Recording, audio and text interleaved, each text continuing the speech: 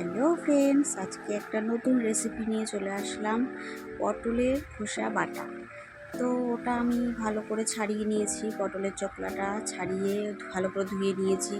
ধুয়ে এটা একটু জলে সেদ্ধ করে নেব নুন দিয়ে। আলাদা একটু একটা পাত্রে তোমরা একটু সেদ্ধ করে নেবে। ওটাকে সেদ্ধ করে কড়াইটা হালকা গরম করে তার মধ্যে একটু অল্প সর্ষের তেল দেবে। সর্ষের তেলে একটু কালো জিরে, দুটো লঙ্কা, যে যেরকম পরিমাণ ঝাল খায়। তো আমার কাছে পটলের চোকলাটা একটুখানি ছিল, অল্প সামান্য, সেই কারণে আমি দুটো লঙ্কা দিয়েছি। তো ওটা একটু নাড়িয়ে নিয়ে ওটার লঙ্কাটা আর ওটা নাড়িয়ে নিয়ে চোকলাটা দিয়ে দিলাম।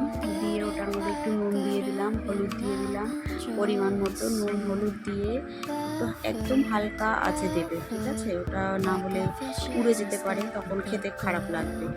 তো সেই কারণে ওটাকে একদম হালকা আঁচে দিয়ে ওটা নাড়িয়ে নিচ্ছি। তো একদম হালকা আছে এই কারণেই দিয়েছি যাতে ওটা পুড়ে না যায়। তো ওটা হালকা আছে নাড়িয়ে নেওয়ার পরে আমরা একটা ভুল হয়ে গেছে আমার, এই যে রসুনটা আমি এখন দিলাম, এটা একটু আগে দিতে হতো। যখন আমি লঙ্কা আর কালো জিরাটা সম্বাদ দিয়েছিলাম তখন দিতে হতো, কিন্তু আমি ভুলে গেছিলাম।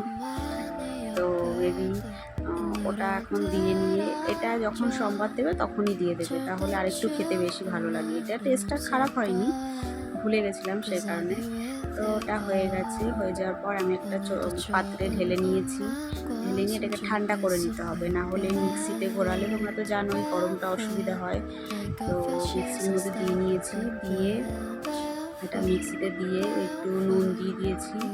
তো আর অল্প একটু চিনি দিয়ে নেব, ওটা খেতে তাহলে বেশি ভালো লাগবে। এই দেখো মিক্সিতে ঘোরানো হয়ে গেছে আমার, দেখো কত সুন্দর হয়েছে, খেতে আরও টেস্টি হয়েছে। ভালো লাগলে লাইক অ্যান্ড